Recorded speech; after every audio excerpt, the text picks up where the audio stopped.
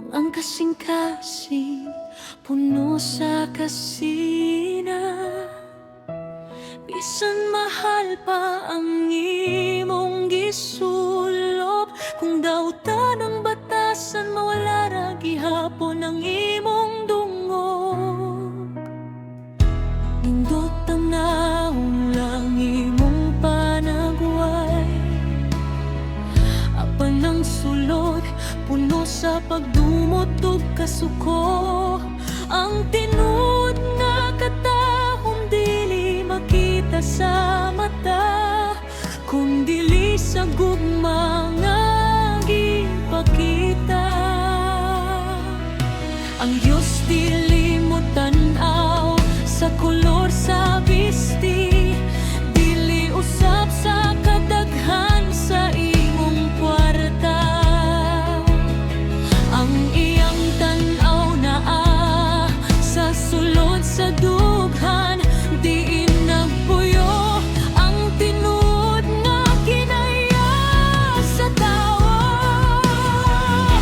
Huway bili ang limpyong sinina, kung hugaw ang imong huna-huna. Huway pulos ang pahiyom sa naong, kung puno sa bakak ang imong baba.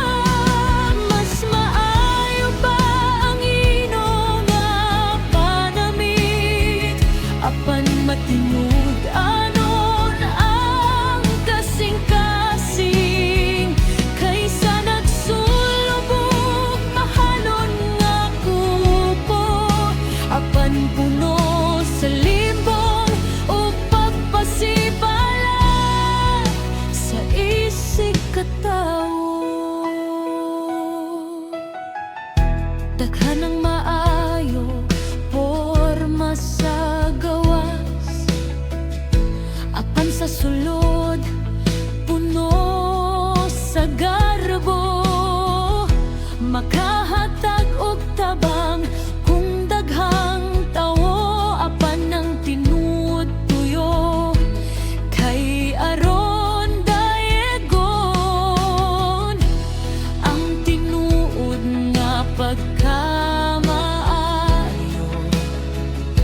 dili kinahanglan ipahibalo. Ang Diyos nakakita bisan walay nakabantay, ug siya ra ang labing maayong maghuhukom. Ayaw pagpasigarbo sa imong dagway, kay ang katahom malaya ra. Apan ang maayong batasan ug limpyo nga konsensya, mopabilin hangtod sa katapusan. Huway bili ang limpyong sinina, kung hugaw ang mimong kasing-kasing. Bisan unsa pagkakwapo ang imong panagway, kung walay gugma, walay kapuslanan. Mas bililhon ang tawo nga mapainugsanon, bisan simple lamang ang kinabuhi.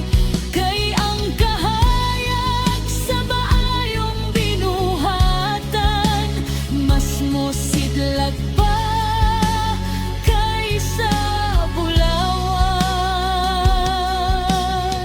Hinlo auna ang imong huna-huna, pasaylo ang nakapasakit kanimo.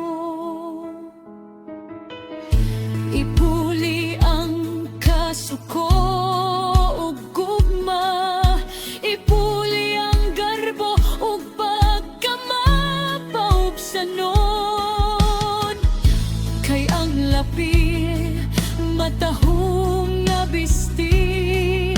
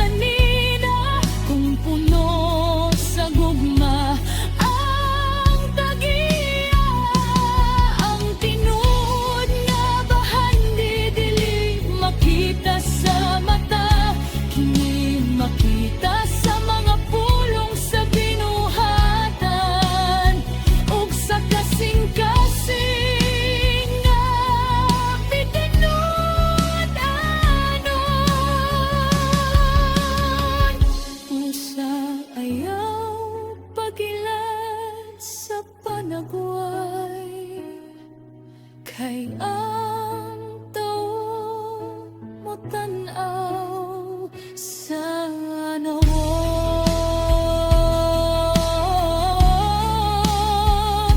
apan ang Dios mo tanaw sa sulod ug sa katapusan. Dili ang imong gisulod ang iyang hukman, kundili ang imong kasing-kasing kayang limpyo nga kasing-kasing. Mao